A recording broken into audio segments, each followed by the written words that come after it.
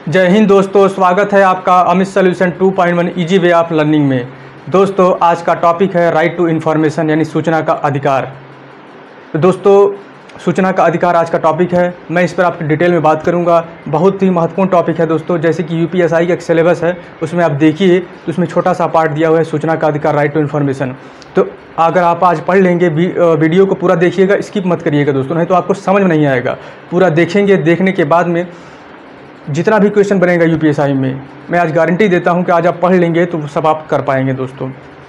तो देखिए सूचना का अधिकार, जैसे कि हम सब जानते हैं कि हमारा देश लोकतांत्रिक प्रजातांत्रिक देश है दोस्तों। तो लोकतांत्रिक और प्रजातांत्रिक देश में जनता ही मुखिया होती है दोस्तों।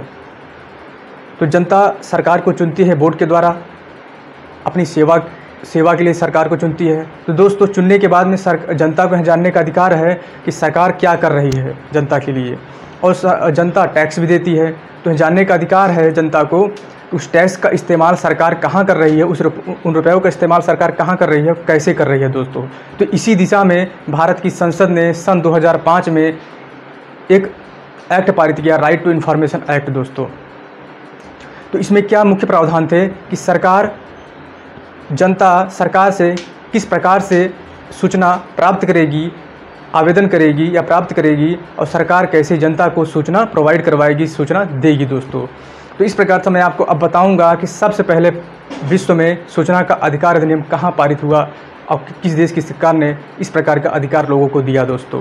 तो ये स्वीडन में पारित हुआ था, स्वीडन में, जिसे सूचना अधिकार कानून की दोस्तों अब मैं आपको बता दूं कि सूचना अधिकार अधिनियम सबसे पहले विश्व में कहाँ पर पारित हुआ था दोस्तों। तो वो स्वीडन में पारित हुआ था। स्वीडन को सूचना अधिकार कानून की जननी कहा जाता है दोस्तों। तो अब आपको समझ में आ गया होगा सूचना का अधिकार विश्व में सबसे कहाँ पहले पारित हुआ, स्वीडन में। स्वीडन को सूचना अधिकार कानून की जननी कहा जाता है दोस्तों। अब मैं आपको बताऊंगा सूचना के अधिकार के इतिहास के बारे में दोस्तों।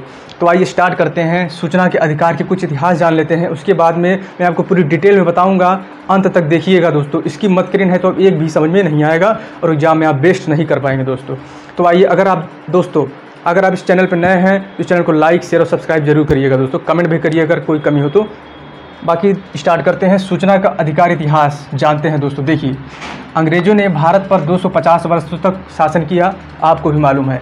अंग्रेज़ों ने भारत पर 250 वर्षों तक शासन किया। इस दौरान ब्रिटिश सरकार ने भारत में शासकीय गोपनीयता अधिनियम 1923 शासकीय गोपनीयता अधिनियम 1923 को लागू किया था दोस्तों, जिसके अंतर्गत सरकार को यह अधिकार था, जब यह अधिनियम पारित किया सरकार ने, ब्रिटिश सरकार ने 1923 में, तो इस अधिनियम के अंतर्गत सरकार को यह अधिकार था, राइट था कि वह किसी भी सूचना को गुप्त रख सकती थी दोस्तों। किसी भी सूचना को गुप्त रख सकती थी। और 26 जनवरी 1950 को संविधान लागू हुआ, यानी सन 1947 में देश आज़ाद हुआ और 26 जनवरी 1950 को संविधान लागू हुआ। लेकिन संविधान निर्माताओं ने सूचना अधिकार के संबंध में संविधान में कोई वर्णन नहीं किया दोस्तों।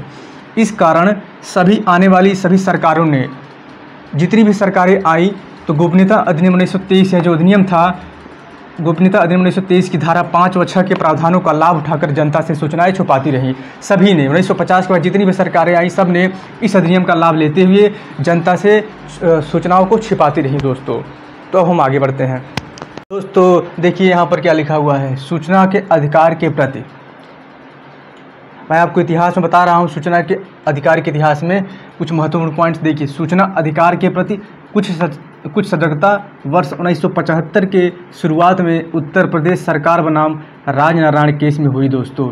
यह वही केस है जिसमें राजनारायण साहब कोर्ट गए और श्रीमती इंदिरा गांधी के खिलाफ उन्होंने कोर्ट में केस किया था। राजनारायण साहब कोर्ट गए और इंदिरा गांधी चुनाव हार गई दोस्तों। इसी के कारण 1975 से लेकर के 77 तक आपातकालीन लगाया था इंदिरा गांधी जी ने दोस्तों। तो जब वही केस है, तो इस मामले की सुनवाई करते हुए सर्वोच्च न्यायालय ने आदेश दिया कि प्राधिकारियों द्वारा सार्वजनिक कार्यों का ब्यौरा जनता को प्रदान करें। ठीक, इस निर्णय के कारण भारतीय संविधान में वर्णित अनुच्छेद 19A नागरिकों के स्वतंत्रता के दायरे को बढ़ाकर उसमें सूचना के अधिकार को शामिल किया गया दोस्तों। सूचना के अधिकार की मांग राजस्थान से प्रारंभ हुई थी दोस्तों। कहाँ से प्रारंभ हुई? सर्वप्रथम अगर क्वेश्चन में पूछा जाता है क्या बताएंगे, सूचना के अधिकार की मांग राजस्थान से प्रारंभ हुई थी दोस्तों। राज्य में सूचना के अधिकार के लिए 1990 के दशक में जन आंदोलन की शुरुआत हुई थी दोस्तों। तो अब मैं आगे बताता हूँ दोस्तों। देखिए, यूपी यानी कांग्रेस की सरकार ने पारदर्शिता युक्त शासन व्यवस्था एवं भ्रष्टाचार मुक्त समाज बनाने के लिए दोस्तों, क्या यूपीए यानी कांग्रेस की सरकार ने पारदर्शिता युक्त शासन व्यवस्था एवं भ्रष्टाचार मुक्त समाज बनाने के लिए 12 मई 2005 को सूचना का अधिकार अधिनियम 2005 संसद से 15 जून 2005 को पारित करवाया दोस्तों। मैं फिर से रिपीट करता हूं, कांग्रेस सरकार ने बेहतरीन काम किया कि सरकार ने पारदर्शिता युक्त शासन व्यवस्था एवं भ्रष्टाचार मुक्त समाज बनाने के लिए 12 मई 2005 को सूचना का अधिकार अधिनियम 2005 संसद से 15 जून 2005 को पारित करवाया। अंततः 12 अक्टूबर 2005 को जम्मू कश्मीर को छोड़कर पूरे देश में सूचना का अधिकार अधिनियम 2005 लागू हो गया दोस्तों। अब सूचना अधिकार के तहत आम आदमी की कौन कौन से अधिकार प्राप्त हुए या दिए गए दोस्तों। देखिए, पहला था वह सरकार से कोई भी सवाल पूछ सकता है, कोई भी सूचना प्राप्त कर सकता है। वह यानी जनता यानी हम और आप सरकार से कोई भी सवाल पूछ सकते हैं और कोई भी सूचना उनसे प्राप्त कर सकते हैं दोस्तों। दूसरा पॉइंट है वह किसी भी सरकारी दस्तावेज की प्रमाणित प्रति ले सकता है। क्या वह किसी भी सरकारी दस्तावेज की प्रमाणित प्रति ले सकता है दोस्तों। तीसरा पॉइंट है वह किसी भी दस्तावेज की जांच कर सकता है। क्या वह किसी भी दस्तावेज की जांच कर सकता है दोस्तों।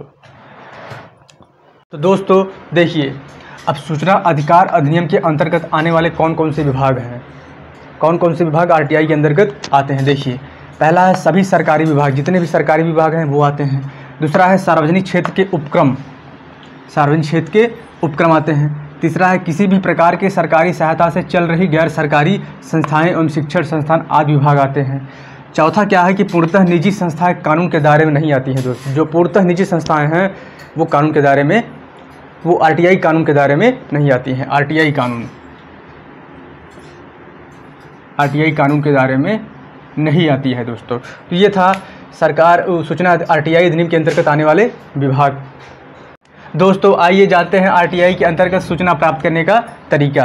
तो सभी सरकारी विभागों में एक या एक से अधिक अधिकारियों को लोक सूचना अधिकारी के रूप में नियुक्त किया गया है दोस्तों।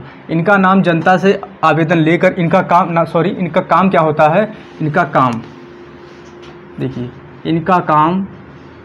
इनका काम जनता से आवेदन लेकर संबंधित जन सूचना अधिकारी के पास पहुंचाना होता है। इसे आप डाकघर के द्वारा भी भेजा जा सकता है, इसे आप डाकघर के द्वारा, पोस्ट ऑफिस के द्वारा भी अप्लाई कर सकते हैं। देखिए, केंद्र सरकार के सभी विभागों, सभी डिपार्टमेंट के लिए 629 डाकघरों में केंद्रीय सहायक सूचना अधिकारी बनाए गए हैं। इनकी सूची www.indiapost.gov.in/rti पर जाकर के आप ऑनलाइन आवेदन करें, या तो फिर गवर्नमेंट की वेबसाइट www.rti.gov.in पर आवेदन कर सकते हैं दोस्तों। तो देखिए, लोक सूचना अधिकारी आवेदन लेने से मना नहीं कर सकता है। क्या लोक सूचना अधिकारी आवेदन लेने से मना नहीं कर सकता है दोस्तों। तो इसमें क्या कहा गया है, आरटीआई एक्ट यानी सूचना अधिकार अधिनियम के अनुच्छेद 6(3) के अनुसार कोई भी लोक सूचना अधिकारी सूचना देने से मना नहीं कर सकता है। अगर मना करता है तो 250 रुपये प्रतिदिन के हिसाब से 25,000 रुपये तक जुर्माना वेतन काटा जा सकता है दोस्तों। सूचना भी देनी होगी, इतना दंड देने के बाद में सूचना भी उन्हें देनी होगी दोस्तों। अब देखिए, आवेदन शुल्क क्या क्या है दोस्तों। आवेदन शुल्क 10 रुपये आवेदन शुल्क होता है, प्रति पृष्ठ 2 रुपये देना होगा। आवेदन शुल्क 10 रुपये, प्रति पृष्ठ 2 रुपये दोस्तों। अब आइए देखते हैं कि लोक सूचना संबंधित सूचना देने से कब मना कर सकता है, किन परिस्थितियों में लोक सूचना अधिकारी आपको मना कर सकता है कि मैं आपको इस प्रकार की सूचना नहीं दे सकता हूँ। तो देखिए, विदेशी सरकार से प्राप्त गोपनीय सूचनाएं, सुरक्षा मामलों से संबंधित सूचनाएं, राजनीतिक, वैज्ञानिक, आर्थिक, देश के आर्थिक हिस्से से जुड़े सभी मामलों से संबंधित सूचनाएं देने से आपको लोक सूचना अधिकारी मना कर सकता है दोस्तों। तो दोस्तों अब मैं आपको बताऊंगा इसकी समय सीमा के बारे में दोस्तों। हम सभी जानते हैं कि 30 दिन के अंदर सूचना प्राप्त करवाने का प्रावधान है दोस्तों। कितना, 30 दिन के अंदर सूचना प्राप्त करने का प्रावधान है, बट इसमें कई डेट्स हैं। देखिए, दूसरा है कि लोक सूचना अधिकारी के पास है, अगर आपने आवेदन किया है लोक सूचना अधिकारी के पास, तो 35 दिन में सूचना आपको प्राप्त करने का प्रावधान है। दूसरा है अगर व्यक्तिगत एवं जीवन स्वतंत्रता से जुड़ी सूचना है तो 48 घंटे में आपको सूचना मिल पाएगी। चौथा है द्वितीय अनुसूची में शामिल संगठनों के लिए 45 दिन का प्रावधान किया गया है। द्वितीय अनुसूची में शामिल संगठन के लिए 45 दिन का प्रावधान किया गया है। 5वां है तृतीय अनुसूची में शामिल संगठन के लिए 40 डेज का प्रावधान 40 दिन का प्रावधान किया गया है दोस्तों। ये सब डायरेक्ट एग्जाम में ऐसे ही पूछा जाता है, इसे आप नोट करते जाइए, बहुत ही महत्वपूर्ण जानकारी है, राइट टू इन्फॉर्मेशन दोस्तों। अब सूचना अगर आपको नहीं मिलती है तो आपको करना क्या है, धारा 19 के अंतर्गत प्रथम अपीलीय अधिकारी के पास जाकर के रिपोर्ट कर सकते हैं दोस्तों। कौन है ये प्रथम अपीलीय अधिकारी? तो लोक सूचना अधिकारी से ऊपर का जो अधिकारी होता है उसे प्रथम अपीलीय अधिकारी सूचना अधिकारी माना जाता है दोस्तों। तो इस प्रकार से मैंने आपको सूचना का अधिकार राइट टू इन्फॉर्मेशन 2005 के बारे में विधिवत डिटेल में बताया दोस्तों। अगर आप इसे अच्छे से आपने वीडियो को देखा है अंत तक तो मैं गारंटी देता हूं दोस्तों, इससे जुड़ी सभी जानकारी, इससे जुड़े जितने भी क्वेश्चन आपकी यूपीएससी में बनेंगे आप इसे अच्छे से कर पाएंगे दोस्तों। तो विश्वास है कि आपने इस वीडियो को अंत तक देखा होगा दोस्तों। अपना ध्यान रखें, सुरक्षित रहें, खुश रहें। मिलते हैं आपसे नेक्स्ट वीडियो में। जय हिंद।